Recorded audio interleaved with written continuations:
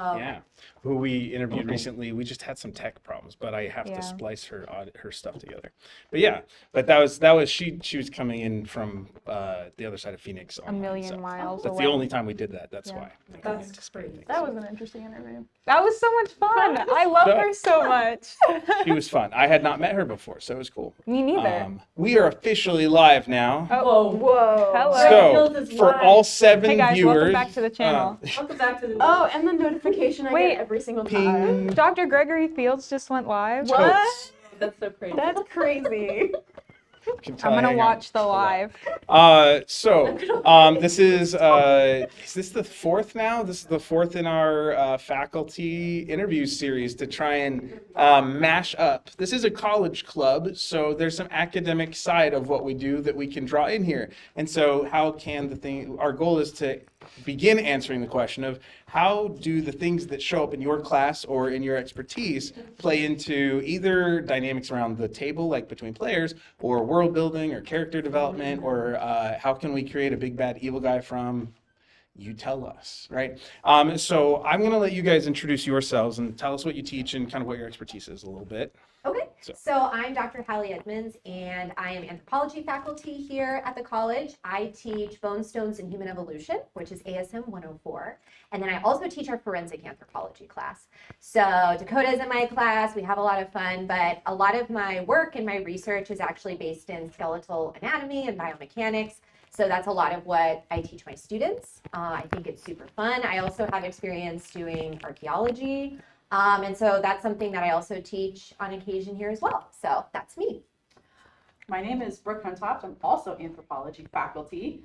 I teach ASB 214, which is basically the anthropology of religion. And then I teach ASB 253, which is death and dying across culture. So 2 cultural anthropology classes that I bring in a whole bunch of different things for, but I'm actually an archaeologist by training. I have worked on Easter Island. I've worked in Greece. I worked in Mexico a little bit, and I do not do that anymore because it is hot and I don't dig the minutia. I've worked in Greece too, but as a McDonald's manager, you know, There are times in Greece that, like, towards the end of the trip, and we're all brainstorming how to stay. We're like looking for marriage partners. We're looking for like, so we're like, what's the least job you would do to stay here? And I was like, I would wash dishes at McDonald's. And they're like, dishes, the McDonald's doesn't have dishes. I know, I would do that job so fast. If it meant I could stay Well, that's a good job since you don't have to do anything. forever. You You know what? Just you could stay in Greece forever. That's what it didn't work out, sadly. No, I have watched Mamma Mia, and that's my experience with Greece. Greece. Yeah. I'm sure My both school were did Mamma meaningful. Mia. That's awesome. We should talk more about it. I with the painted things pink. religion That was my side. experience with Greece. That's great. Mm-hmm. Anyway, that's part of this conversation. Sorry. Did you get through it? I interrupted with No, a you're bad right. joke. I enjoyed it. All right, and today we have joining us once again. I'm Kiki. Haley, or by Noella Kiki.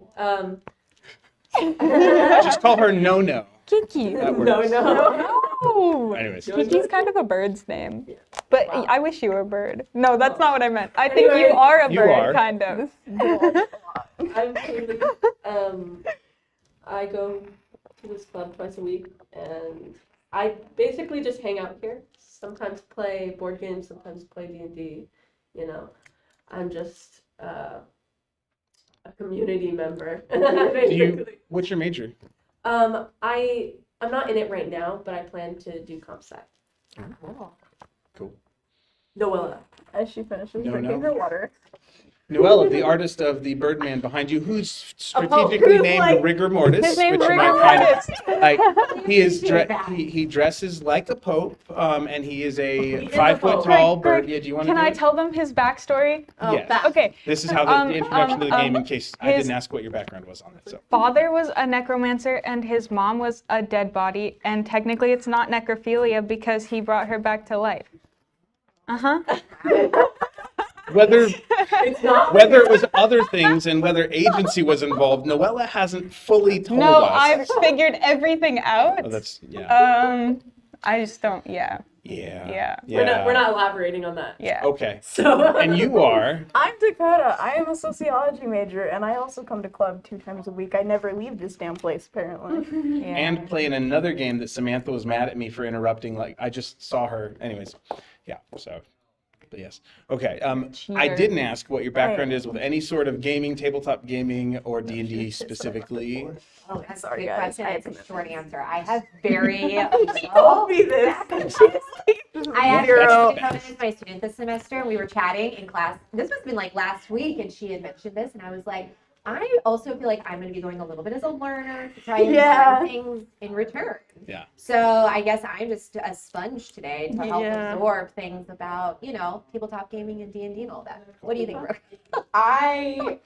Well, my husband loves Magic the Gathering, so that's Okay. my first frame of reference for this. Mhm. He has conned me into playing it exactly once because I do not have the brain to think that this It is can be really engaging. like It's not Magic that Gathering hard. has some I strategy learned behind it. Like you have to read the days. cards and get used to the flow of the game. Yeah. I did play. I played once, and it was Okay. our friend had bought. I just the have to Doctor find Who $60 Commander deck, to get and I it. love that. Yeah. Mashed together. That's awesome. Like that was very clever. I have a But Frodo then- and Sam. My from Lord of hands the smell Rings. They got good. me that last year as a Frodo and the Sam. Like it's a Nice. combined. Anyways. You wanna sniff my So hands? it was very clever. Don't And they that's the smell only kind of time like I've the ever played dentist it. I have office? lots of friends They smell who play like- D&D, but I They smell like never have. dentists. My intro to D&D Don't- I was can't a smell. Reddit post where they imagined Hopefully a good one. the Iliad as a D&D game. That was Yeah. fun. So it was so funny, and I read this and I was like, "Oh, I get why people play this game." Yeah. This is Yeah. like, I the get it. difference is Yeah. Magic I is a did lot specific. of work, and D&D is like no work. It's like So- imagination. Yeah, So- unless you're the DM, okay? So, Unless you're the I'll DM. do some basic definitions. I guess. Well, first, Magic the Gathering would be considered more competitive strategy tabletop game, card game. There's a lot of other features to it, but that's its genre. D&D I like to call just collaborative storytelling, and there are the materials that are published or the rule books or whatever are mechanics that are designed to facilitate fun around the table. So as a collaborative game and a storytelling based game, it's not so much whether you win or lose, it's how epically you succeed or fail, or your character succeeds or fails. And so telling the how of things, even if your character dies, is actually really cool. Like and in D&D, death isn't necessarily the end, and there's mechanics, and then there's what's called the rule of cool, which is like if it makes sense and the dice are with you, anything could happen. And so, but it being a collaborative storytelling game means that sometimes people who are more talkative, like myself, advocate for other players to talk more, and sometimes quieter players, because they're trying to advocate for their characters and their growth, will talk more because of that too. So it becomes a way it ends up being a really nice kind of social benefit thing. So there are, just as some background with D&D, and it's been used, and role-playing games like it have been used as part of prison reform, as part of and rehabilitation. I didn't know that. It's been I used even just games in general. Like I do rhetoric in my English 102, I do the research and rhetoric of games. So we kind of stumble across some of these things. But like even chess as a strategy game has been used in inner city to help people think through the implications of their actions by teaching 12-year-olds, 13-year-olds, and that to get them kind of as a gang deterrent or a drug deterrent kind of thing. So any of the benefits of games cool. I from didn't know there. that. But yeah, D&D is collaborative storytelling, and I'm already talking too much. does this So It's hard to turn off the teacher. It's really hard. Yeah. I yes, know that. I chose a profession that maximized the benefit of my ADHD. So, and for hyperverbal processing. With that, so if you take a minute each, or a minute or two, or however long it takes, so you shared the classes. So what are your like specializations as far as research or teaching or background goes? Do you want to go first? Oh, no. So my specialty, I'm mainly trained as an anatomist, and so I was always really interested in skeletons and looking at living primates and how they move and things like that, but I'm also really interested in the fossil record. So how do we understand what life was like for critters that went extinct 1, 2, 3, 5 million years ago? And especially as an anthropologist, this is usually within the context of like human evolution. Like, what are human ancestors? What did those look like? What were other sorts of lineages running around at the same time? Like, what did life look like in these spaces and landscapes? So all you're that. both research based and like history learning. Yeah, exactly. And so we actually call things like anthropology historical sciences because we use scientific inquiry and a scientific methodology. But oftentimes, instead of being able to do an experiment where we can see and observe things in real time, we sometimes have to apply that method to things in the past that we can't see. So it becomes a really neat way, like whether you're an archaeologist or you're working and trying to understand human evolution, what is it that you can extract from looking at these bones or from the remnants of this building, things like that. And so it's really cool because in like the archaeological work that I've done, and I'm sure Brooke has done this too, it's really cool when you like hold something that someone made like several thousand years ago, right? And like a completely different time and space, and like what do those artifacts mean and how are they used and things like that.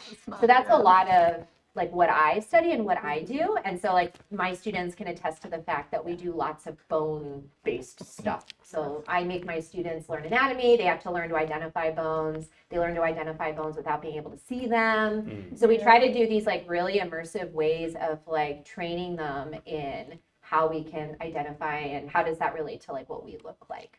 So that's some of what I do. Yeah. Sounds like a lot of fun. It's super fun. In fact, I'm gonna say that like Brooke and I, our goal today is to convert you all to anthropology majors. I'm already I- Convert us to I anthropology. can't Yeah, I'm I did it. serious about it too. So that's why we're gonna make that pitch and win you over today. We're gonna woo you with our anthropology. I like to teach the history of writing technologies, and so we've done so with when I've paired with chemistry, we'll do chemistry-based writing technologies and like go from like block presses and beyond, right, Yeah. and like cave paintings and beyond. So yeah. Yeah. So I'm already halfway there, but I'm not going to go get another degree. That's But fair. yeah. I don't believe either. Man, but sometimes I get the appeal. Yeah, You know? it's so Sometimes I tempting. get It's the like I appeal. can find 2 more You know? years, I- 3 more years. Well, and so the Right? thing is, like, if I could just go and do non-degree seeking, I just want to take a graduate class here and a graduate class there. Yeah. But I'm not going to do any more research. Yeah. I'm done with that. You know? But Totally classes, And the rest of us are An nowhere eternal near learner. that. Yeah. An eternal learner. Mhm. There's That's what it's all something about. that separates people that go to school for an insane amount of time from the rest of the same population. That will be You me. didn't say that something was good, but it does separate. Right. Yeah, I'll take it There's some either sort of way. boundary This there. is a kind of off-topic question, but do you think going to school for a long time for something kind of like, do you think it ever like makes you like not want to turn on a documentary, like dull your love to learn? I guess. I do not watch Hmm. documentaries. Not the I mean, OJ I do. Simpson. Like it makes you like burnt out from learning. Do you think? No. No. No. I think that I would think not. Okay. It makes you more critical of what you see. yeah, there is that. I mean, like, I can't sometimes help it if I'm watching something be like, ooh. But the thing about that is That's a that's there with everything. The more you Yeah. know, like Yeah. lots of movies are ruined for me, True. for example. You know? TV shows. Yeah. I was a theater production major, performance major for a number of years, and so a lot and lit major as well. You do a lot of I don't know what critical animal analysis that of is. text, Yeah. and it Like a was an raccoon? intentional choice. Like I had to work to shift from watching a text, pulling it apart, guessing the ending, to just be like, to shift into experiencing the story, and Yeah. like even if I'm like I'm pretty sure where this is going, like enjoying how it got there. Yeah. And so maybe that's how I got here. But, yeah, that makes sense. but Yeah. okay. Off topic, Yeah. but okay, so It's a good question. Yeah. It really is. I'm like going into school and I'm like, I love to learn. Like, I love like reading books and like. Yeah, Mhm. I love an opportunity to learn. I love like prepping for my classes and finding new things to add. I love like when I Yeah. sit in on lectures, which I do here sometimes for the and I just sit and I just get to sit and enjoy, and it's like Yes. the best, I do love honestly. that. observing other teachers. Yeah, for so- sure. But I took my GED and stuff like that, so I've never been in school for like a really long time. Mhm, So I was mhm. curious. I think I'm just weird. I just don't like documentaries unless they're for school. If I'm watching it, I was like, I could show this to my students, like I'm in. But like for my own self, like no. Some people when they watch TV, they don't want to like think. They don't. I don't. Yeah, I'm right there with you. I go through moods. Yeah, my reading's the same way. Some days I'm in a same. research reading mood, and sometimes I just My want an mom- epic fantasy to kind of. Yeah. No, and she's like, all I want to do is just watch people make food, and that's it. Oh, yeah. Get That's that. very calming. Get that. Yeah, it makes you hungry. Yeah. So, Brooke, your specialization, did you get a chance to share? I did not. So I think the thing that I'm primarily interested in with anthropology is how people's identities, how they personally identify themselves, and how their culture identifies itself influences how they interact, either with other people or with other cultures. And so I did my research for my MA in Mycenaean Greece, and that was one of the things that I looked at. And that's something that I'm just endlessly fascinated in with what I teach. I'm constantly just interested in how, like I said, how personal identity helps people relate to each other differently, and how being exposed to other identities opens up people's minds. Mhm. My goal is not to change you into anthropology majors. You and I should powwow before we talk about It's more fun this way. No, No. this way you can pretend to be good cop, bad There cop. was no Yeah. united front. I just want you to think, anthropology, that might be kind of cool. That's my goal. I'm just trying to get people to not hate writing. So if they come away from my class not hating it, I've succeeded. There Some you of go. us didn't That's- hate it that's as much great. after the class.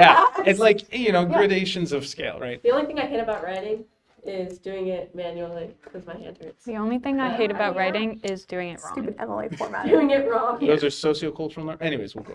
So, You know based what, on what you guys have Ray? heard, what you all have heard so far, any core questions just kind of sitting there that you want to ask right away? Dakota has 1 million questions literally written One down No, already. million no, questions. At least one, at least four. There's at But least it's 4 of not- them there. It's not realistic. Let me see. I'll ask one of your Literature is part questions. of their character development. Do you want me to ask any question I want, or do you want me to ask D&D questions because that's very. I had Divided. a D&D question on there. I just didn't know where to start when I was thinking. She can read it if she Because I have wants an to. infinite amount of questions. Which one is the big burning question as a starter? Oh, So that you was can an off-topic just- one. You just throw it out there. Okay, so bones and history. Uh-huh. The first thing I thought of is you know that skeleton with a really, really long head. Oh, like an elongate, like the cranially deformed one? Yes. Yeah, yeah. What do you know about that? What do you know about that? What a loaded question. Because- Yes. The bands around Yeah, the yeah. My mom also likes to watch alien shows, and it shows up so often on the Okay. alien shows, and I'm like, I wonder The what. History Channel's a dark place. It really Don't go It's to the it's History Channel. become And I'm like, more I'm and more actually so, curious yeah. of like how actual people think about that. So in terms of like Actual. skulls that actually are like elongated like that? Yeah. So we actually have one. We have a cast of one that's Here? from a South American site. I think it's from Mhm. Bolivia. Yeah, Have you seen yeah. it? You'll see Oh. it next week. Whoa! Bring it, Exciting. bring it to D&D Club. We call it a cultural modification, but in some cultures, what they do as part of a beauty aesthetic is that, especially when babies are young, like when we're all little, our skulls are very malleable. And so you can deform them. And so what they will do is bind them with rope or cloth.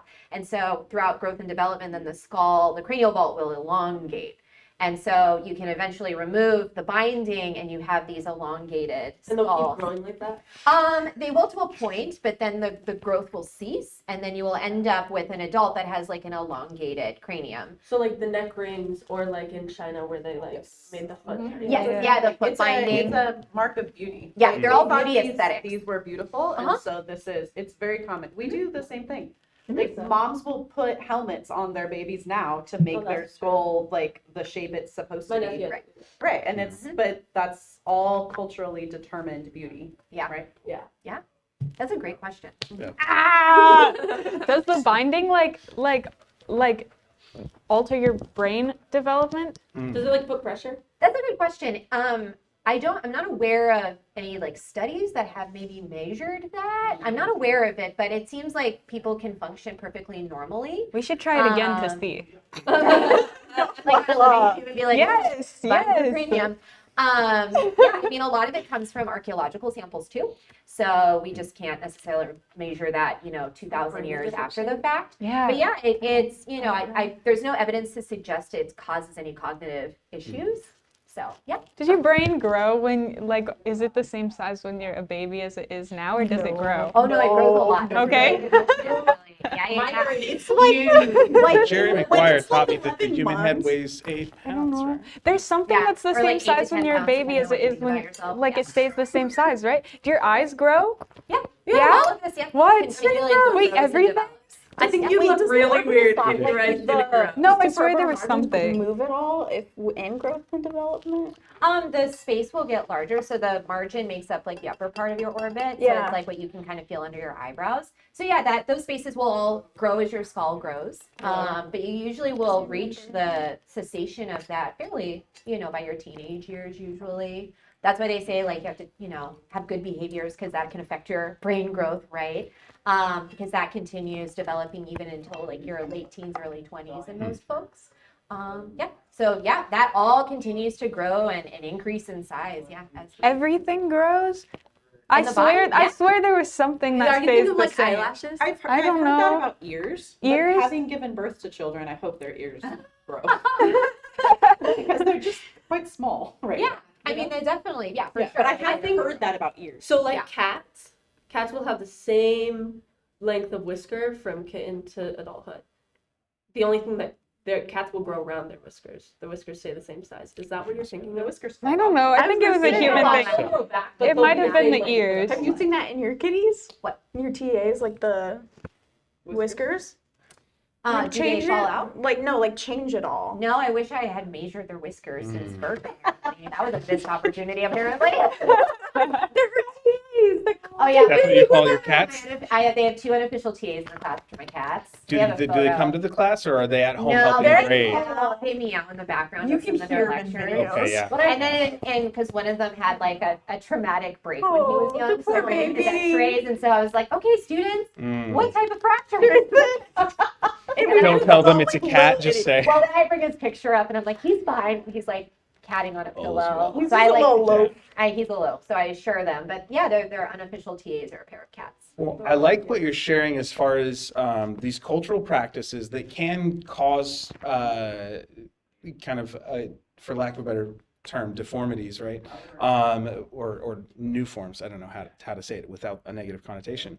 But like in world building for a game or in character development, like that's something that could very much be part of like either a bad guy doing it or this cultural misconception, or perhaps ways to explain unusual magical things that happen in the game that are connected to like racial traits or abilities that are specialized, because like elves will have special abilities and that sort of thing. So I like the idea that there's a lot of potential for whether it's through as a beauty, where the why is like to be aesthetically pleasing, beauty oriented, or some other reason. I like the idea that that's a way to work in different cultural beliefs. And what's really great when that happens is we get to explore whether that's good or bad or both at the table. And depending on who's at the table and what their character cares about, it could come out. You could have a full-fledged, like, complex series of arguments about, is this person a bad guy or not, and should we kill them and take and free all these people because they've been doing this beauty routine or something. So that could be a whole plot point. It's something that, if I might like add something here, because this Yeah. is something that I've been like working through with my classes. Not that there's no answer, but the line between like social justice and cultural relativity, which is allowing cultures to behave in ways that are natural for them, right? And there are obviously lines, like at what point is something a human rights violation? Like if this skull binding is actually causing damage to the brain, is not allowing women to function the way that because it's mostly women from what I understand. Yeah. It's mainly people. They're not allowing them to function in a way that might be like more productive in society. Maybe it's a way to keep women down or something like that. Or is that just an outsider's perspective and actually they're okay? And that's something that I try to like bring up with my class every time we talk about something that's kind of like touching on some biases. Talked about mortuary cannibalism in my death and dying class, and they had a real hard time with that. for So- obvious I want to reasons. eat To people explain so mortuary badly. cannibal, like that's too cool sounding of a combination Dakota to not knows. like unpack. You know, you're aware. Are you, Noella? Are you prepared for I want to mortuary eat people cannibalism? so badly. It sounds bad, but like, Do you know I how want many to. little sound bites we have of things like that from your face? Oh.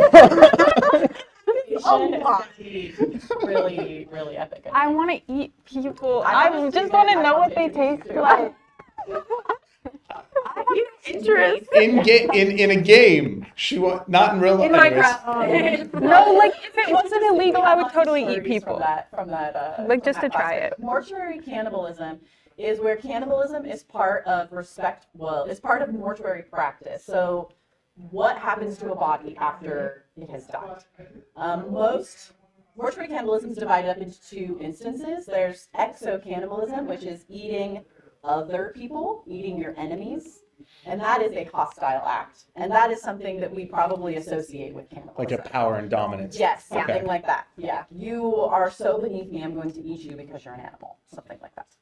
But then there are also several examples that don't happen anymore, but of endocannibalism, where you eat in-group members, members of your extended kin group. And there's a group in South America.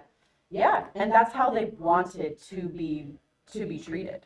Being buried in the ground is disrespectful. It's cold and dark and wet and lonely. And why would you put your loved one in the ground That's really interesting. when your loved ones can eat you instead? And so it's part of this whole practice where your blood relations don't eat you. Like if you die, it's all of your like extended family members, people that aren't related to you by blood, like Like the second your- cousin, twice yeah, removed. Yeah, the woman who marries your dad's brother, not so it's all of like those other people and like really close friends, It's anybody in The your- woman who marries your dad's brother Your is aunt your, and is your mom. mom, right? Like, right? You were tracking that. Yeah. No, It could it's- go either it's direction. not That married into the family. I knew what you meant, but I realized it could backtrack to you. Anyways, not blood relations. I'm sure. Yeah, Okay. yeah. You And the point is to forget brother, somebody.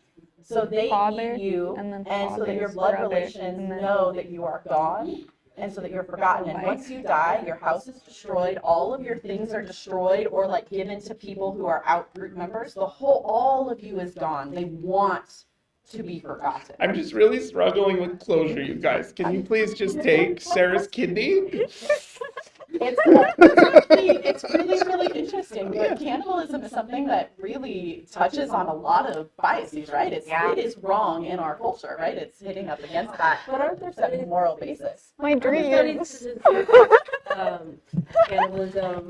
Like, there's like, I don't know about toxins, but like chemicals that make you like go insane. It's not. It's Look not. up Eli Shakes. Yeah, so the main thing that happens is that there are things that can develop in our brains called prions, which I'm not super well versed in, but if somebody has a prion in their brain and you eat them, now it's in you. Yeah. And there are lots of prion diseases, and I think all of them are terminal. Yes. And if you're interested, there is So a... prions affect brain function. Yes, Correct. there is a disease called Kuru, Yes, I was going to bring this up. I'm so glad you brought this up. from the 4A people, and there's actually a documentary. It's called Kuru, the Science and the Sorcery, and it's about a medical anthropologist Back to who documentaries. goes, okay, and this one I was all about. This one I was all about. Science and the sorcery, you said? Yeah, Okay. and As the Greg's gonna four- watch it. the 4A people really did have a very robust belief in sorcery, also that we can get into later if you'd like, but. They also practice mortuary cannibalism, and they ate in group members, and they at one point, like 60 years before they stopped, they noticed that women and children were getting this disease, and it affected like their nervous system, it affected muscle development. Like sometimes you would live a long time with it, and sometimes you would children would just die. And a medical anthropologist figured out that somebody probably randomly got a prion in their head and in their brain, and then they were eaten after they died. And the women and the children eat the brains. And so it was primarily it was mostly women and then some random male children that got it.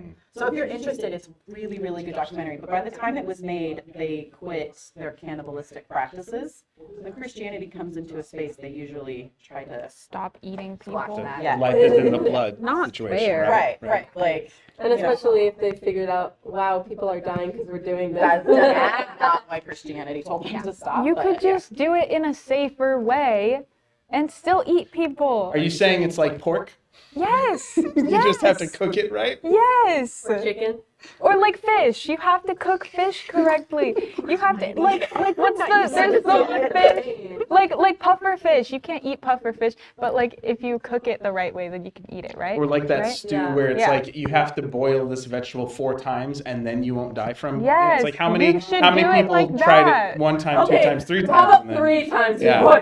Yeah. It's a scientific Let's process. try 5 now, and maybe people won't die. But we should do that. That's Okay, a lot of work. Let's so- go back to 4 and see. if So, anyone dies. thinking about mortuary cannibalism, how would you all incorporate that into a character or in world building or world like culture setting? New character trait for rigor mortis. Nice. He's got too many character traits in Some this. birds are cannibals, right? Yeah. Yeah. Kind of, a Easy little bit. cheesy. I can go into that. Oh, But please anyway. I think it's super interesting with character building because, like, especially as a kid, I was the why kid. When my parents told me something, I'm like, but why? And then Yeah. they told me something, I'm like, okay, but why? So Love that. I feel like listening to you describing what you do, you're kind of just the why. You're finding out the why to a lot of different Yeah. questions.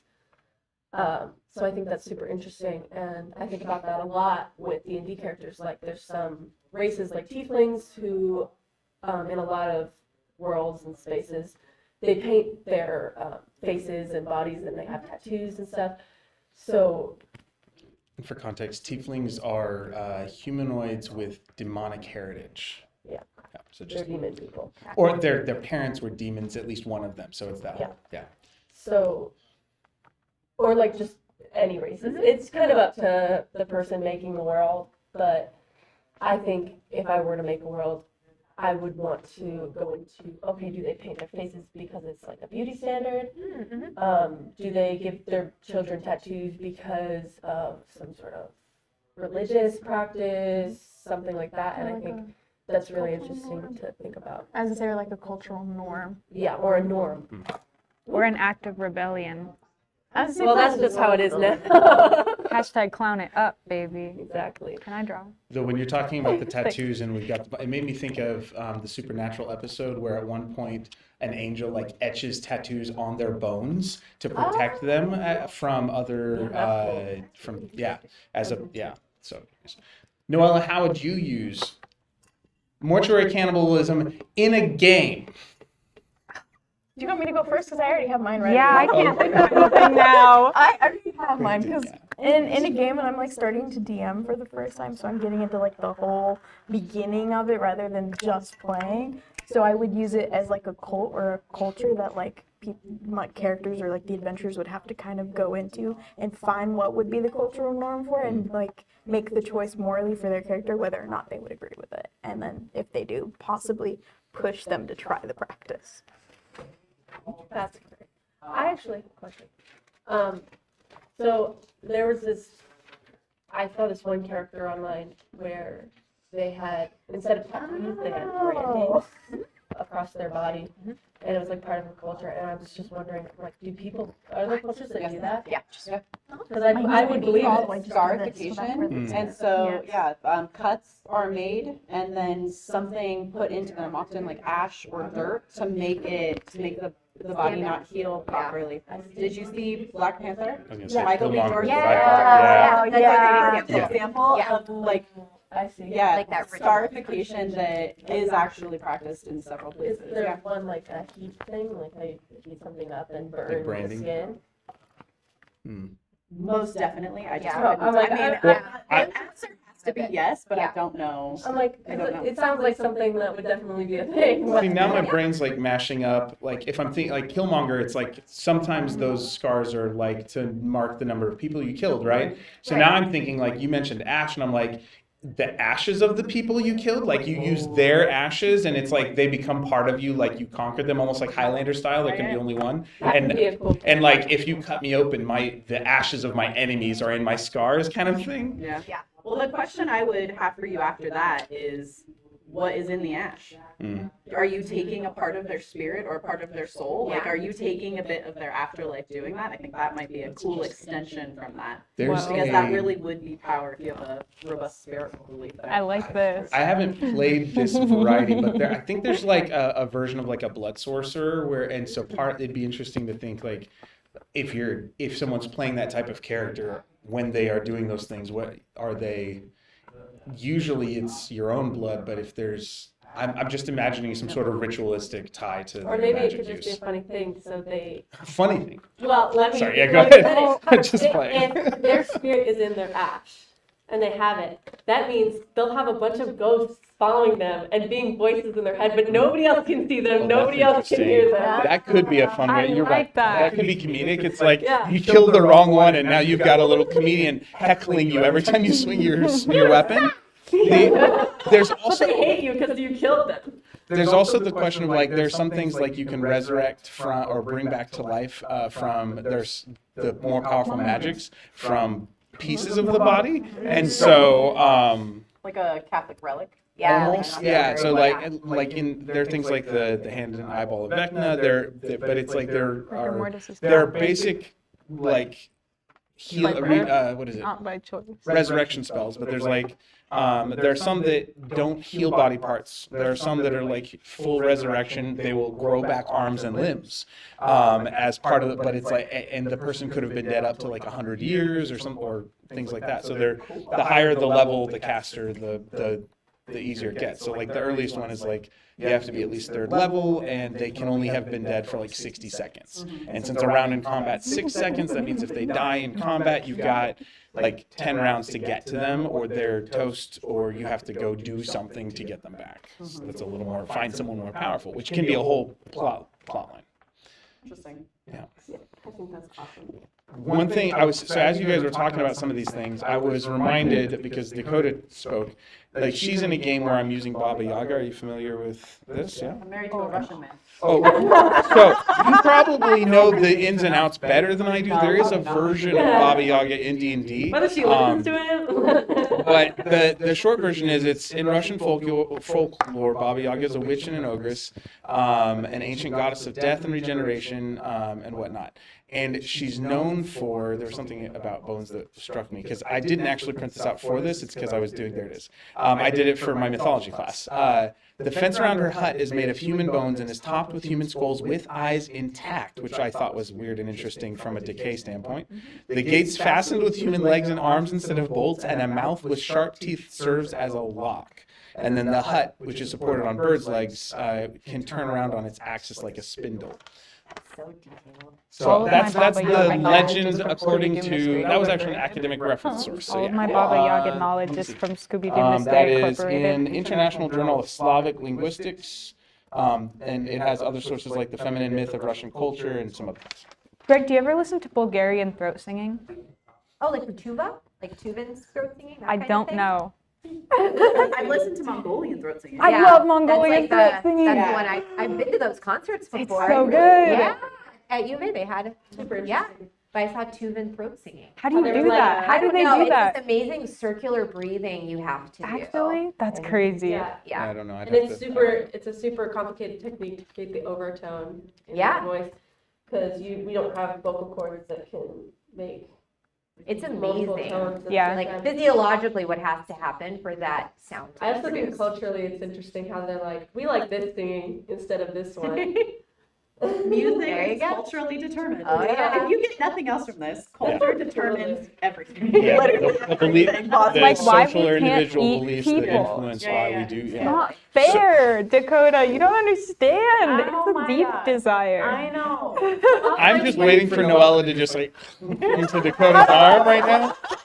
So if you're trying to I mean, no. kind of with what little information we had on that description of Baba Yaga's hut, like it talks about the mouth with sharp teeth serves as the lock, like some of these things, the human bones, so what was it? Fences, the human bones, topless skulls with eyes intact, gates fastened with human legs and arms. So what is your kind of gut sense about why that might be, like why that would be the reason for those bones being used? I know there's no wrong answer here. You just Those are kind of my thought about favorite bones kinds more. of questions. Yeah, if you want, I'll hold. You can. So it's somewhere in the middle there. It doesn't have I'm a eyes. villain-related No, answer. it's What do you just got? house Okay. and legs. So my villain-related answer is that you find the traits that are morally reprehensible in a culture's villains, and then you obviously find the traits that they prize in their heroes. Okay. And so this is going, Baba Yaga is like one of reverse the engineering the evil? Yes, yeah. Okay. If you want to understand a culture and you have a description of their hero, that's like, this is who everybody should be. You know, like these are going to be all those traits, and you only tell stories that are important. As somebody who teaches literature, you understand that. But like, this is going. Baba Yaga is like one of the big bads, from what I understand in Slavic folklore. Like she's going to represent all that is scary. And so I'm going to postulate that bones are scary. That like that there is a fear of that's death not that not all scary. cultures have. For us, no, fear of death seems sort of duh. But that's not necessarily normal. It's also harder because we have in this, like, it's easier to put off because we have the 80-year life expectancy. So it's like, Right. oh yeah, death is Yeah. But for other cultures, death is something that's a lot closer. Yeah. And so I would read fear of death, fear of dismemberment, improper burial Yeah. as a deterrent to Okay. keep Yeah. people And sharp teeth. away. Yeah. Yeah. Well, and then also fear of pain, which I think is almost universal. Yeah. Predator. And like the bones themselves, those would be the easy ones to identify too. Like I would envision like lots of femurs Right. just encircling the compound, which is each like multiple individuals. So there's like a volume there. And I think like skulls especially, and I say that like now in our current times, like when you teach students anatomy, skull is the hardest thing to teach, and we usually teach it last because it's the thing we I tend to did- relate to the most. I don't think I did. So when So you think, seeing it, like people Yeah, are when like, you're- it's emotionally hard. yeah, it really Okay. is. So Interesting. sometimes, like, so it's a whole way of like actually approaching medical education where some people think, oh, we should just start top down. And that they find that actually is really difficult to do because Interesting. folks really have a hard time, like, because when you do like anatomical dissections, and I say this as someone who like specializes in the skull, like I have to like cut a head in half and like open the face like a book in order to be able to see like what you need. There is something to that description. Yeah, okay. And we usually, no. I think it's the comparison to something so ordinary for something so graphic. Right, but So there's much no knowledge other is way inside to- there. Yeah. Yeah, so, and so that's really Good difficult. try, So Greg. normally when you actually just have or are working on remains, you keep the face covered until you're going to work that, and students usually work that last. That's really When the rest of the body has been examined and is in parts and things like that. So I can say that, for most, that's, I think, what we ascribe the most, like emotion, personality, things that are recognizable, right, is very often in human faces. Like human faces are like nonverbal signals. Like you can tell mood from like expressions of folks and things. So I think, derive a lot of information, right, culturally mediated from like the face alone. Maybe- So when you have like the skull and everything, that can represent so many things, to Brooke's point, right? Maybe they have the eyes. She has like the eyes because the eyes are like a window to the soul. So she's like stealing people's soul by taking their eyes. And there's, not to quote Freud, but to quote Freud. Freud, one of the things that's hung on from Quoting Freud is his Freud in literary everyday analysis life is of horror. crazy. And he talks about the Heimlich thing, which is the familiar, unfamiliar. And so the idea of a mannequin or a doll or a human that's not human. He talks about the oculus impact. And so the power of like the damage of eyes is like a big deal. So someone like a one-eyed beggar kind of thing is meant to give is often something that gives people the heebie-jeebies, Or like for better or Dr. Park, worse. where he has one blind eye. Or even glowing eyes in the dark. So it's a very, so this idea that like, there's this, it's almost familiar kind of thing. And so he talks about like, what was it Megan? That sort of thing. Like we've shifted. Oh, yeah. So we've got Chuck, I know, my This teeth, bit, but I was trying it's not since I was a kid. But that idea of like, we've seen, I can't it whistle. go from Chucky, the spiritually enhanced doll, default to AI, robot, and technologically enhanced. But there's this. He talked about how that kind of thing can trigger like human fears and stuff. So Oculus being one of them. There was a third one that I'm spacing on right now, but Yeah. in that particular. Because I think if you had like, if you think of a face and you had to change one thing, and let's say you just change the eyes, you black them out, you turn them white, you remove them, right? That I think always is something that people instinctively hone in on, right? So that could probably play very heavily into why you would maintain the eyes, what that can mean. I also think it's super interesting how like what that poster thinks of as scary, that's their scary that's cool. thing. Yeah. So like these days it would be like the boogeyman. What's scary? Somebody being in your house under your bed. Yeah. Or like somebody coming, There was being beside you at night that you don't know or who has bad intention. Yeah. Somebody following you, like. I think it's very interesting to track things that people are afraid of through time too. Yeah. To see how cultural perceptions shift and what things are important and what things are not. There's like some vaguely interesting research about like vampires and zombies, depending on what's going on in the world. You'll find more vampire movies or more zombie movies. And that speaks to like different kinds of anxieties that a culture is I love experiencing. that. It's not super definitive, which is why it's only vaguely interesting. Do the skulls in this have sharp teeth? in this. It said human skulls with eyes intact, a mouth with sharp teeth serves as a lock, Okay, and so that the legs and arms instead of bolts to fasten the gate. Oh, So okay. like if you try to grab it, something will bite you. Because I was thinking if it was human teeth or not, Maybe. because of Sharp teeth. tooth sharpening practices, Mm. which Yeah. are actually seen as a beauty aesthetic. Yes. So a lot of African Cheers. tribes will do that, and they will manually file usually the front teeth into points. Yeah, I that's wanna hard do to even that. hear. Yeah, and It's like unfolding your face like a book, but that was worse than the book thing. So I know, sorry.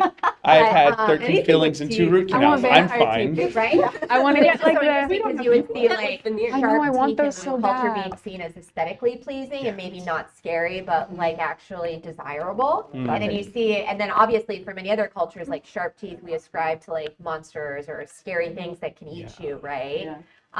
So that was I was just curious how that sort of fit Yeah. in there. I wouldn't want to be bitten by the teeth lock. Well, and either. sharp teeth as a lock I is would. intriguing. The thing I'm really curious about is the chicken legs under the hut, because that seems to take away a lot of her credibility. In my Think about it.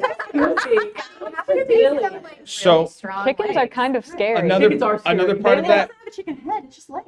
It's in just Russian legs. Like, if tales, you move their Baba, bodies, I think I their heard you heads say just Baba stay. Yaga. I think I did it inflected. For right now. Eats humans by pecking like a bird. That's one part. Weirdly bird-like. So she yeah. back Oh, is that- to mortuary cannibalism, but actually maybe not mortuary because they're probably still alive. Right, and probably eats not humans. cannibalism, because I'd be surprised if she was actually strictly Manslaughter, human. basically. That's true because she's Goblins. pecking like a bird, so there's an animalistic, Maybe she is a the bird. anamorph. Yeah. Like, Hmm. there are some, I've heard her described as like a pseudo deity sometimes. She's not just a human gone wrong. There's something else about her. And yeah, it says she can, her primary theriomorphic image is that of a bird or a snake, but she can turn instantly into a frog, toad, turtle, mouse, crab, vixen, a bee, a mare, a goat, or an inanimate object. Oh, so But she's a nothing druid. Apparently, I didn't think about that, but apparently she can wild shape, which Yeah. may One of become the- useful in a our. little bit of everything. But sort of like, Thor had a chariot pulled by goats. And I'm just like, come on, Thor. Of all the things, goats don't really. It could be see unicorns. Goats are kind of crazy though. Yes, it's like for the North, what's wrong with goats? Like this is probably significant for them. I think just as the chicken legs are probably significant, but for me, it just seems like chickens. I think it's Yeah. That's funny. scary. But like a Because- house-sized chicken would be scary. But Like- it's not a house-sized chicken. It's just a house on chicken legs. It's a maybe it's like a chicken-sized texture house. Because chicken legs. Well, I'm saying like if you held texture a of the leg of a chicken, wouldn't that be gross? Yeah. That's true. The chicken, Some people like a eat chicken's chicken legs are legs, the though. least appealing part of it, right? We People don't. eat chicken legs. Some people. Some I know. I realize, but it's still the least, at I least have next to the head. definitely been at a table with people eating Yeah. chicken feet. Yeah. Chicken I- feet very is so dumb. I'll say I wanna like eat Have you chicken eaten feet. No, I have. It was gross. Yeah, Yeah. I'm really good at saying no. Yeah. so. maybe to contextualize this, like a couple weeks ago in their game, we've got Baba Yaga, and I'm doing my own spin on it. But like I had Baba Yaga's chicken legs, like I think I called it cannibalizing a tree. So they hear this like crunching, snapping, grinding sound, and it's the chicken legs are like they had to do the dance of the chicken, but which is moving around while it like just slaughters this tree. And because I was thinking it's like killing the trees and like absorbing the wood in as nourishment. Oh, so like survival cannibalism. Yeah, I guess. So that That's a whole that different- version. I know. Right. It's like it's not. And that's why I went to do research on it after I already told that story. So, but like that, I tried to make it this like. So go ahead, Noella. What kinds of cannibalism are there? Oh, Can you need to list all stop. of them? No. You're worrying me. This is what happens. Like we had a whole conversation about wormholes, wormhole dating, and this is why. They're But- all With related the to strong what we're meat. talking That about. one was I know, kind we're of good, me. Sorry. And we're all So they're all mortuary related to the cannibalism, I topic. heard. Survival cannibalism. And then Is there one that's just there's for another fun? type, and I forget. Is but there it's, curiosity it's sort of like cannibalism? you can cannibalize on the basis of survival, as in like this is not part of our like normal day to day, but like we're in dire circumstances and like this is what we need to do. So like we in my class today we actually talked about You this ate each other? on with the Northwest Passage voyage, You and need to sign up. they get shipwrecked, all these men, and they're all dying, and so the remaining individuals started to cannibalize the dead ones. They did not kill them; they just consumed Alvin and the individuals that chipmunks were already dead. shipwrecked? So they sure there's, like, take off a murder bit of the thigh. Yeah, Nothing- and so nothing like and so we basically look at the sharp force trauma throughout the skeleton. So you can see like the cut marks are always in areas of like muscles and things, like what you would want to consume for dietary reasons. But then there's also times when like in Jamestown, like first European settlements in North America, where there's signs of cannibalism and like the butchering is like really sloppy. So you can see that this was like probably a one and done kind of thing. And I don't know if that's also just called survival cannibalism, but it's sort of like they were so desperate, but they also didn't know what they were doing.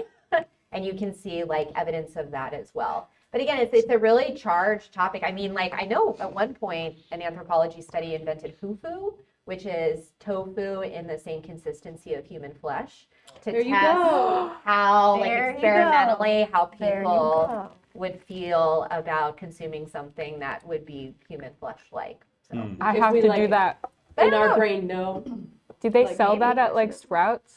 I don't know. I'm sure they Imagine. designed it. I know it was based off of tofu, so I'm sure you could engineer something. What other types of cannibalism are there? I mean, there's also going to be like ritual cannibalism. Right. Yes, Like, I have like animals ritual that do defleshing. ritual Yeah, cannibalism in I've my tried to Starfinder practice world. ritual cannibalism for quite a long time. To keep the sun burning, to keep the world turning, Yeah. etc. But that was cannibalism of out group members, slaves, criminals, war people, prisoners of war, things like that. Yeah. But that wasn't full cannibalism. I think that was just the heart. Almost positive. I have a bird species in my Starfinder game that when the baby birds hatch, they eat the biggest one. The other baby birds eat the biggest one for like strength. Interesting. And so to clarify, Dungeons and Dragons is usually a fantasy based, but you can use the rules in a variety of ways. But there are other role playing games, tabletop role playing games that have come about, especially in the last year because of political or business reasons. There People are, was like, the whole boycotting political thing Hasbro also. for trying to get rights to their games There was so the that they get open royalties. So it led to a whole bunch of other tabletop gaming Licensing. systems being experimented with. But Noella doesn't like D&D anymore. She likes Starfinder and thinks it's a better system. But it is more of a space-based. But I play a heavily homebrewed Starfinder, so it's like completely different than actual The only thing Starfinder. that's the same is it's space and aliens, Yeah. pretty much. But yeah, and D&D has a fantasy version of that where it's where ships are Spelljammer. propelled by magic versus science. And so, you can reskin things. Phrasing. You can reskin things a variety of ways, right? Yeah. There was something you said that really that I was really thinking about beyond the cannibalism. We should try cannibalism at D&D Club.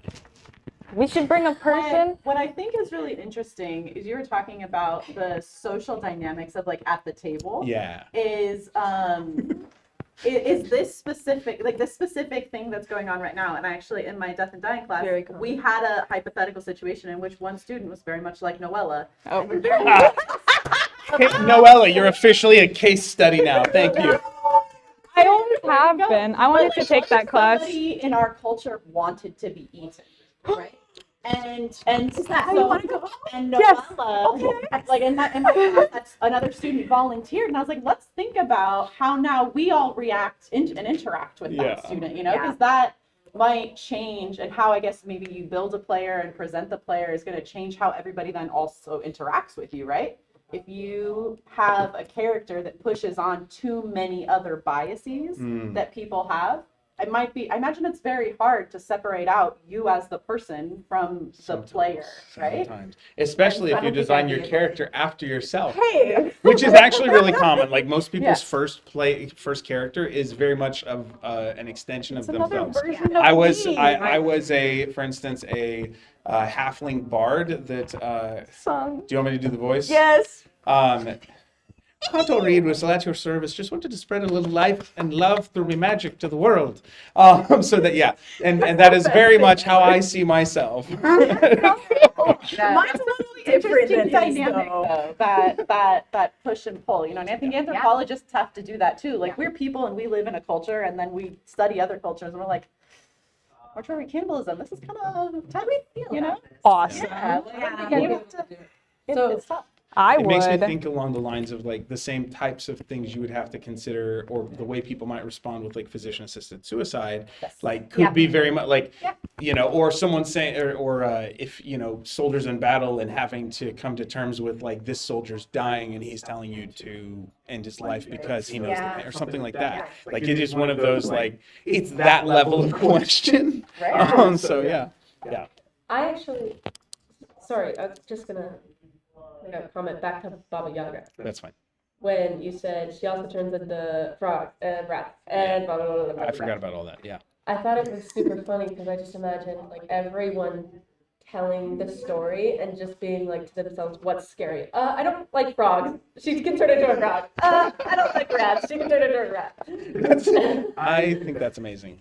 I think that's great for like a dream sequence type thing. If she gets it, never mind. I just spoiled my own game. Oh yeah. Just forget. I should have held on to that idea before saying it out loud, because she's in the Baba Yaga game. And I do try and keep a little bit of secrecy. But most of the things I just make up on the fly anyways. Anyway. She's taking notes. So thinking about, there's a part where Bones and some of the things you're describing, like even the opening up the face like a book, like sometimes those sorts of descriptions do feel like they fit in D&D and are the parts that scare people, but it's also the part that kind of engages people in like combat scenes or in like dark cult rituals. So if you're thinking like you were talking about the colony, and like in my mind I'm like, wasn't that colony like mostly like upper middle class people in that one? And so they didn't have the basic like blue collar knowledge of how to butcher, and so they're like hacking at each other like, we gotta get some meat off here, but they're like, it's never mind. I just pictured like high society wasn't version. It? Like all of the joint points that they were hacking at. With them with a fork and knife. So like if we're trying to use some of what you do in your class to enhance combat descriptions and things like that, what are some of the things that kind of makes you think about? So I'll tip my hand a little bit. So one of the things I asked my forensics class, because now we're doing trauma and next week we're going to talk about saws, is I asked them, how would you dismember a body? And then instinctively, and the answer changes whether or not you've had anatomical training. So if you think about it intuitively, like you had to dismember an enemy, how would you do that? Nice. To do what? So dismember them means like if they have like limbs, but you would take that and remove that from like the main torso. Like how would you do that? My question Sword. is, what am I going to do after? Am I going to bury it? Am I going to burn it? Am I going to hurl? It depends. Like, I think my answer would change over right? there. I don't think What it's am I doing important with it what you do Right, after. because the question also kind of like to what Brooks also pointed out about like burial, because if your intention is not to bury, right, whether it's for honor or whatnot, and let's say like what would be your intentions or motivations to dismember an individual, right? And we obviously think of this in the context of like criminal investigations, but like what are sort of those motivations, right? And then in the actual execution of the act, thinking about, well, how do you do this in a way that would enable me to do what I need to do? Assuming I could do this in the first place. Yeah. Well, it makes me think about like if you've got a bad guy who can regenerate. Like I can't remember if it's an arc glitch or something like that, but there are high level wizards that if any part of their body stay like it can regrow, so then you would pull them, you would try and get them as far apart because that would spread the magic out, like that kind of storytelling. And so that could be a reason that characters might want to do said thing. Yeah.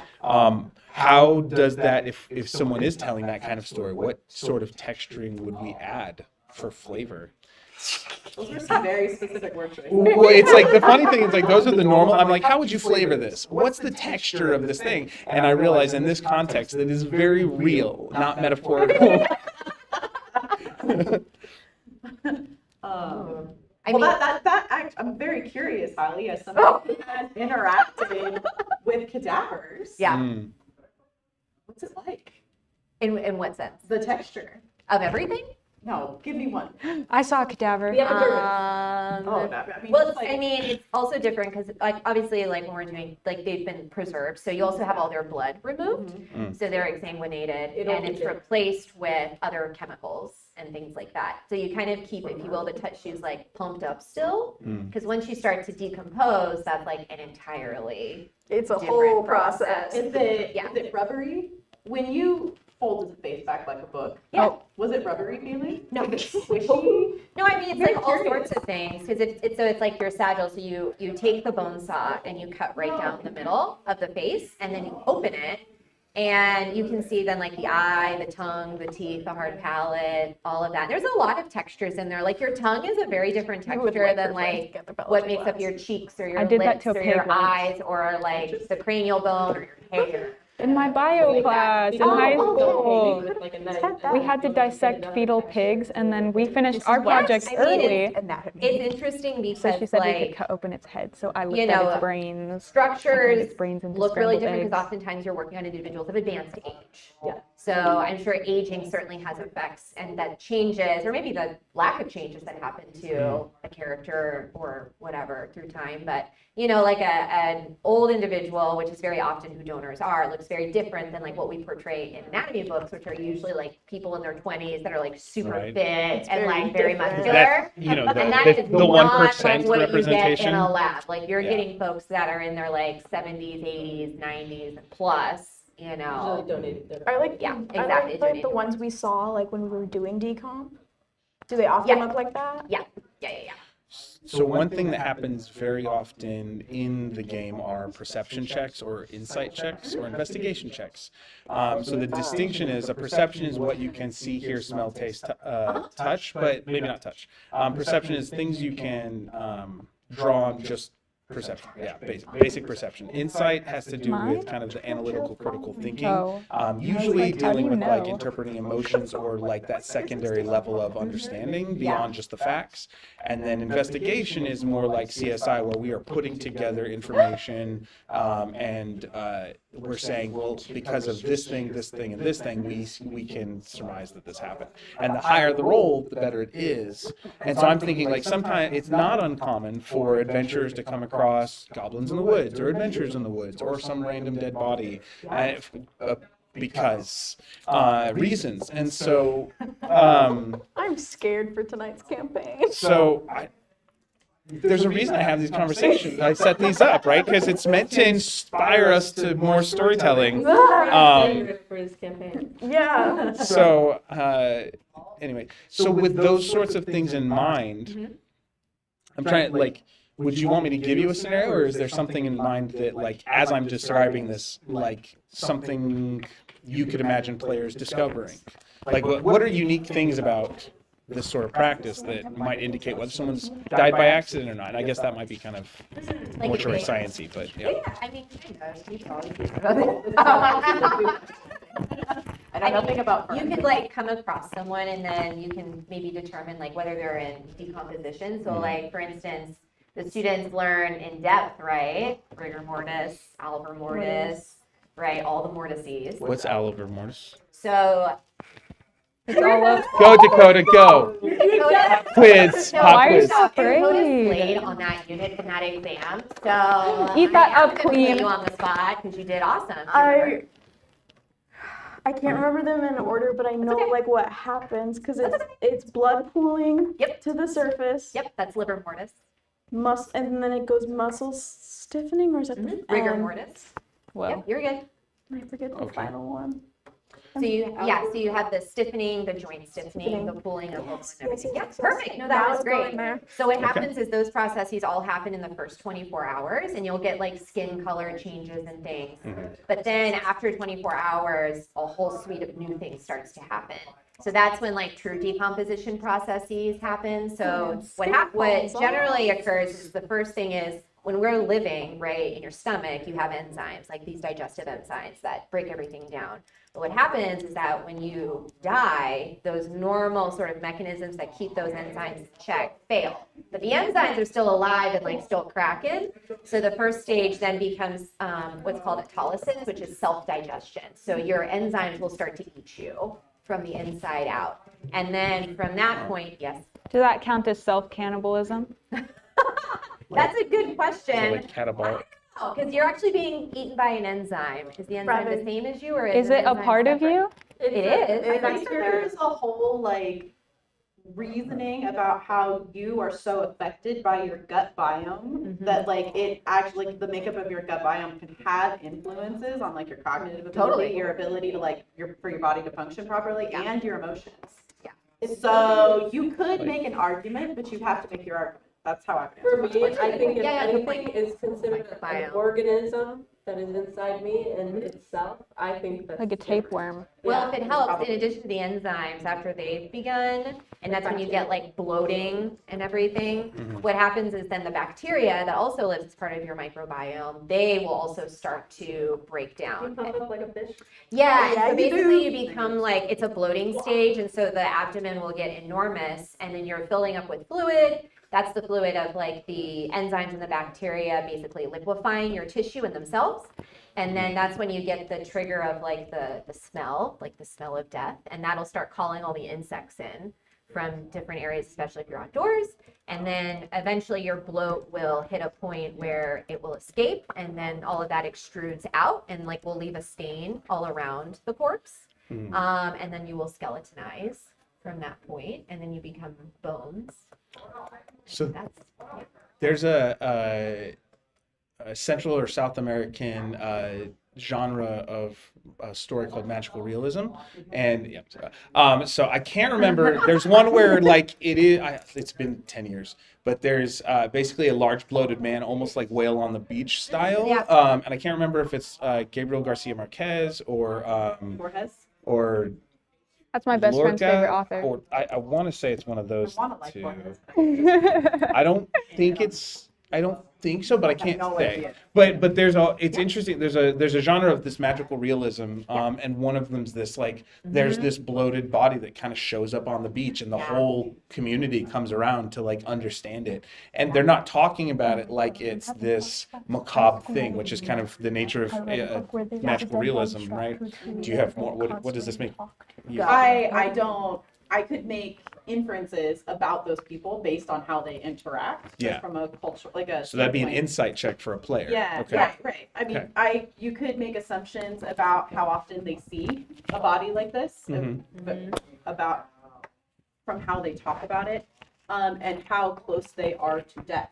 You know, we're really removed. Like we send our old people and our sick people into hospitals. They die in sterile environments. Okay. Like we don't wash our bodies. Like, you know, the body of your spouse or your kids or whatever. You're not going to do that. You're going to have somebody else do that, unless that's part of your religion. Like a You know, final and so rites, like if last this rites. is something people are talking about very familiarly, that they see very frequently, it might be part of their mortuary practice to leave the body out for a set number of I days. think it talks about it like baking in the sun and having Yeah, some yeah, of these yeah. processes. Yeah, So, And they'll and bear- that's like not uncommon too, for the body to need to sit for several days Yeah. out somewhere before people will even touch it. Mm. Yeah. Yeah.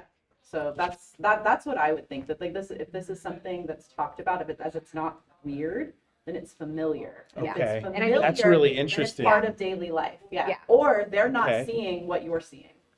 Because Yeah, and I it's think meant that to might be be a the critical magical lens. part. Okay, Yeah, so right. that's like Or, this like, is they're- normal for them, but it's meant Right. to put you at in that right. state of dis-ease. Yeah. And isn't that what magical realism as like a genre does? I said right? dis-ease on purpose. I hate Good. magic. Oh, Dis-ease is a mid-90s feminist theory connected to Julie Kristeva. Anyways, Fun. so I did say it on purpose, but what were you Okay. gonna say? So if I do a campaign and I want to be like, this person does this, and I want to know, like, this culture. I want to know, but I want to know why this culture does that. Do you have any like documentaries or like research like places that you can just be like, go here and there's a lot of information on a bunch of different stuff? And what are resources we can use? The Aside from just encyclopedia. emailing you and say, I got a goblin culture who seems to be really familiar with this type of death. I mean, we could do that, I guess. So I don't know if I have like a place, like choose a region of the world. That's That right right now. now? Part. Yeah. Yeah, Give us choose, the region. yeah, right now. So- Choose a Yeah. region.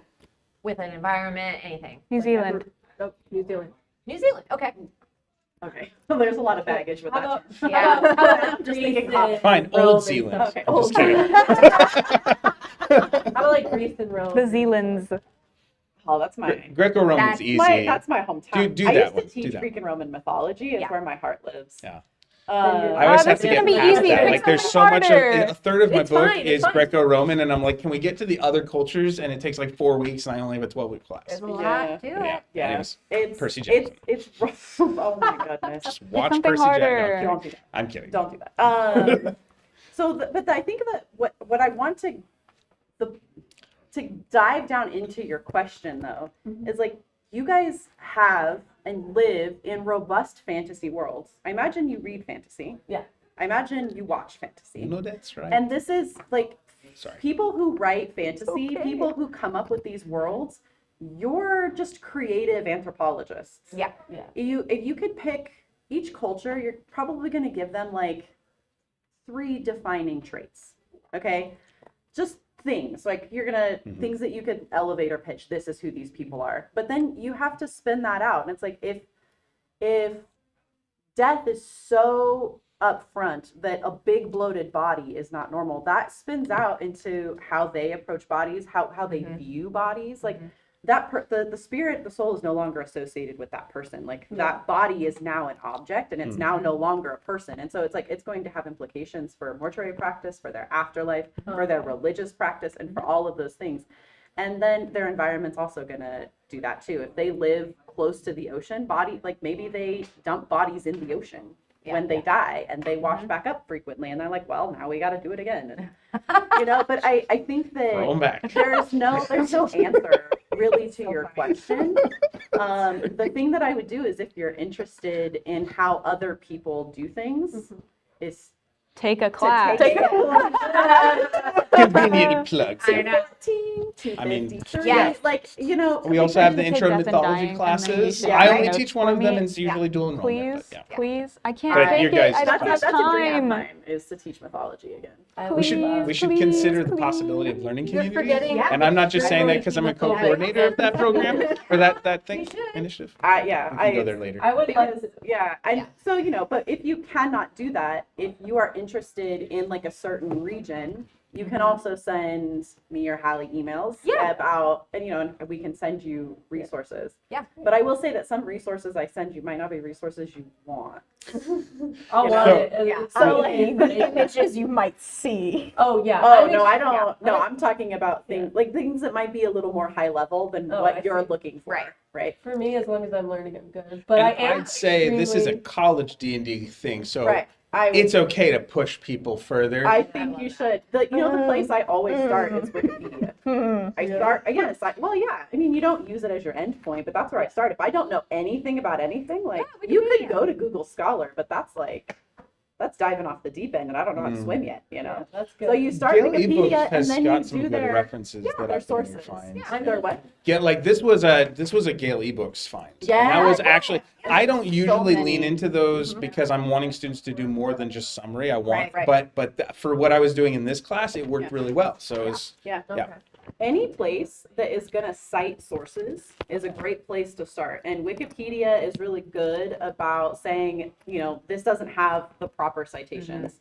And maybe it still won't have proper citations. People can always hack the system, right? And Yeah. do things just well enough not to get caught. But it's a good place to start. And then you go to the references at the end. You're like, okay, now I need to know where they got this information from. And then you just drill down the rabbit hole until you have a graduate degree, Okay, great. honestly. There That's is how a it part works. of It just becomes anthology- another day at the office, and then somebody hands you a diploma. That's really how it felt sometimes. So, Well, but you have to do a lot of writing. So, One second. you have to add that and then some writing. And some Noella writes can write I like am- 4,000 words a day over there, Wow. That's awesome. On a good day. and 800 on a bad day isn't bad either. 800 on a bad day is 800 on a medium day, Greg. On a bad day, I write 0. Okay, that's true. Well, that just sounds like And not most writing. days are bad There is- days. there's a Go part watch of my video on anthropology that PTS for scares me. writing, and Uh, read the first chapter in my textbook, Just the and you will concept be of it. healed. I'm extremely I have the xenophobic. textbook. I I'm can kidding. email you the textbook. That's Email true. me the Just remember, textbook. it's only good for But- 6 months. Yeah. Okay, I'm working on it. It's a thing, but No, I want Like, I it the can full. talk I about want it. the full Yeah. thing for longer than 6 months. Because I want my them to be- curiosity I want them mainly to just print takes it. over. But Because I Like actually went back seeing and used it anything the like other day. Yeah, Whoa. and a lot of what I do, like I said, when you actually do like dissections, and I mean, I have done it in some cases, that's just how it is, but like when you're working with humans, they usually will exsanguinate them, and there's because of like pathogens. So you have to do like bloodborne pathogens training, but there's like health reasons why in a learning environment we take that out. But I've definitely, like when I was working on non-human primates and other things, that's not the case. So I mean, like one of the craziest, I think to go back to your point you had said about like smelling, tasting. the perception versus Texture, insight. perception. So forensics is very much perception Yeah. or investigation, and I like that yours is the insight. Like there's a nice blend of it. Yeah, so Yeah. to your point, like the blood can be triggering, right? Which is one thing, but one odd thing that happens in dissection labs very commonly is we work now in bodies that are they use formalin as the preservative. We used to use formaldehyde, but it's a carcinogen, so they stopped using it. Aw. What's a Sorry. But carcinogen? formalin, most Cancer folks know, Oh, when okay, you're I exposed see. to it, stimulates your hypothalamus, Mm. which stimulates your hunger. So it's very common when folks are working in dissection labs, you will find yourself becoming hungry in a Actually, weird, and it's a very Wait. common thing. That's very uncomfortable. no, that's Yeah, good. but it's like it's a thing, and it's the chemical reaction. So that, to your point about I have a comment. I'm sorry. yeah, that's when you principally experience it. Yeah. It's like the cockpot. I went to GCU on the cadaver tour, Oh, and we went in there, and we were looking at the body, and I was really scared I was gonna pass out because I was like, I didn't know what it was gonna Were they look covered? like. No. At all? Okay, so they were fully exposed? Yeah. Okay. And I didn't know what it was gonna look like, so I was scared that I was gonna like pass out. But I didn't, and I That was happens like, every now and I was like, it looks so yummy. It looks like,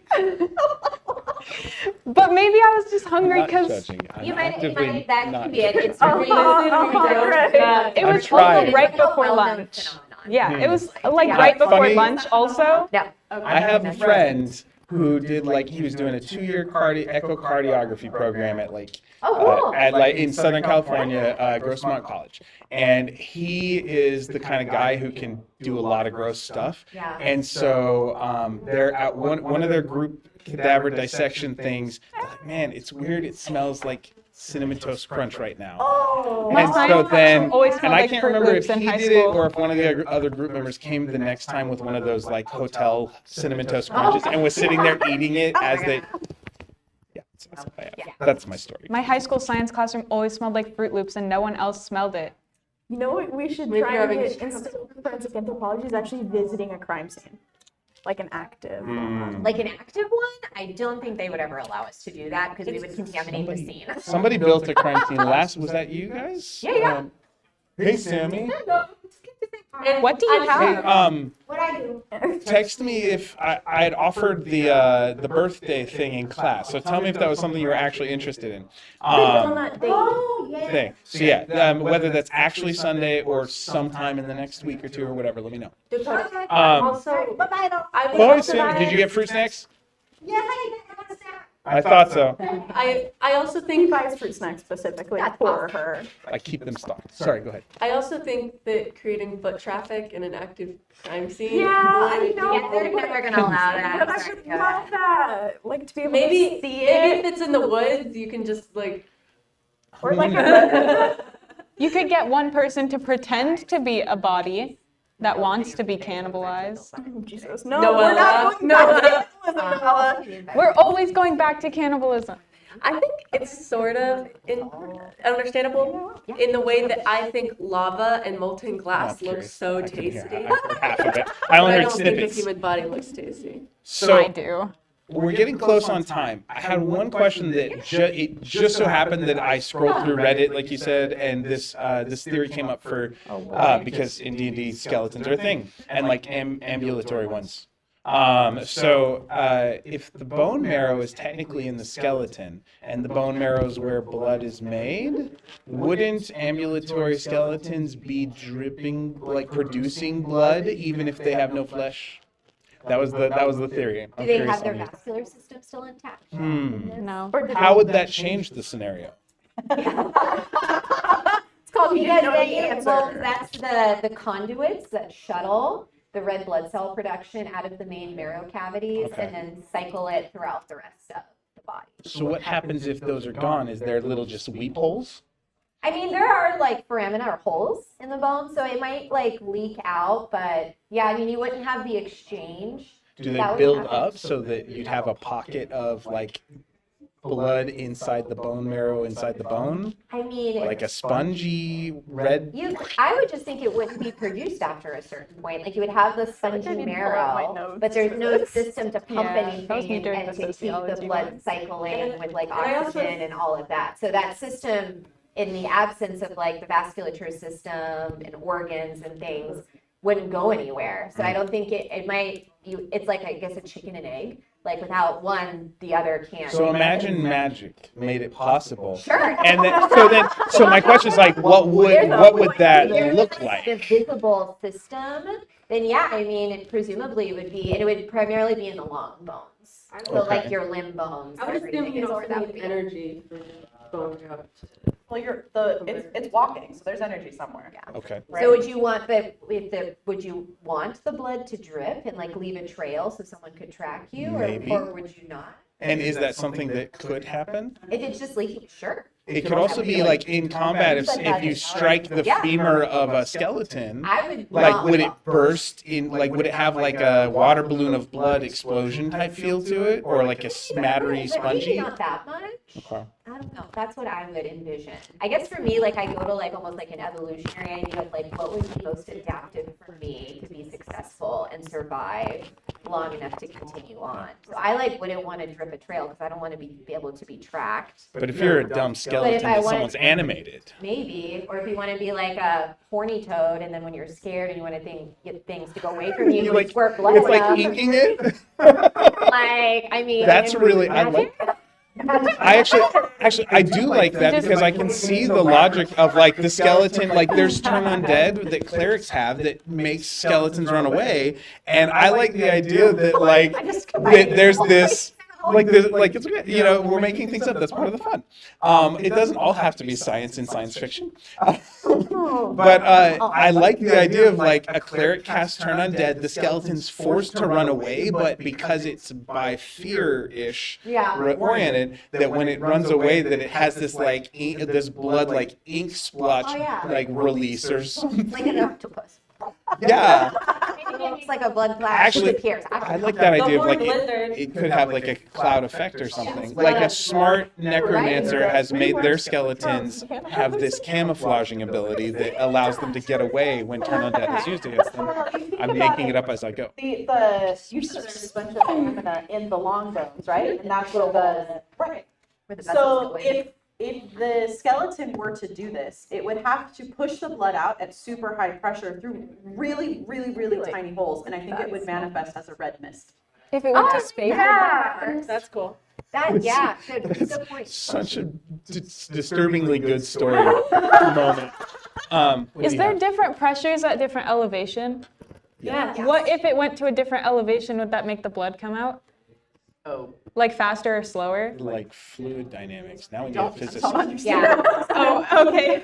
We're going to be higher and higher elevation. All I know is that Lower. Lower? It's atmospheric pressure. Oh, So okay. it's the air above you. It's like being underwater. The more deeper you go. So if it Oh, climbed okay, Mount then it Everest, Yeah. if the skeleton climbed Mount Everest, I was an engineer before I became a theater production performance, before I became a writer or English major. all I know is that when I bite into a chicken bone, the bone marrow is slightly red, and that's it. It's very why are you good for biting into chicken bones? hungry.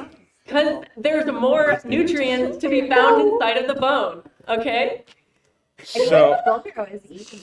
You want to eat people, Crack the okay? delicacy. Yeah, it's awesome. Yeah. You I don't crack want it, to. and I then just it's very nutritious. So like, think it would be Do you have to fun. cook it a certain way? It's very jelly-like. You know? yeah, it's very jelly-like. If you had like I've never consistency cooked it. issue, I would not. What is? Okay. Wait, Bone marrow? Eat it like an oyster, That's but not like cannibalism, but acceptable socially, socioculturally. Can I eat human It's bone very marrow? good for you. Well, no. I think that's still cannibalism.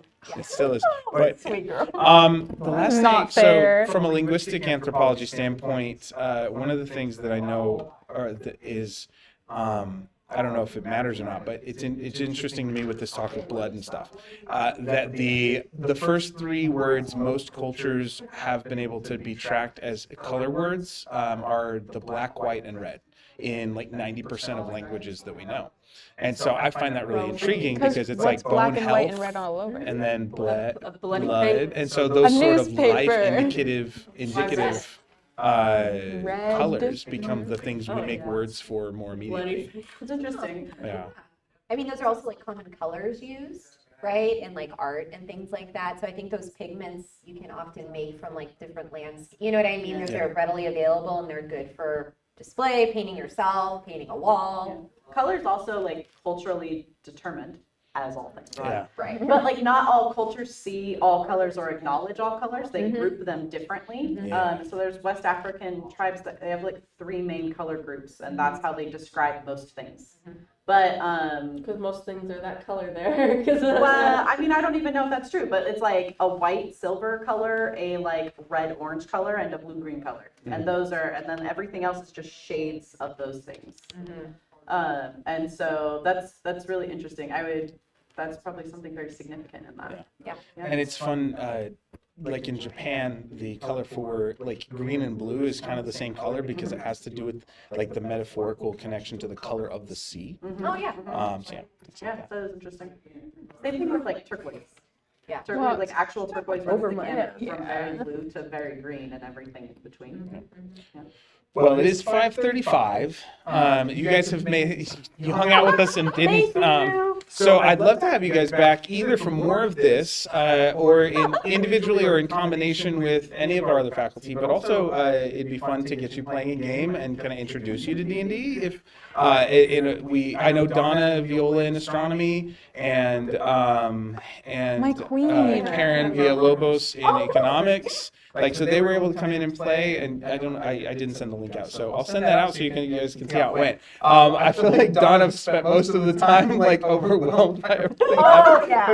But I think she had fun. But yeah, I think they both did. So That's where he came from. yes. That's awesome. But it'd be cool to get you guys in here and play a game and maybe get them back. But it has been such a blast in so many weird ways, in the best way possible. So, Super yeah. fun. Thank you for was- having us. So I really thank you for I coming. appreciate the creative venue to allow. Yeah.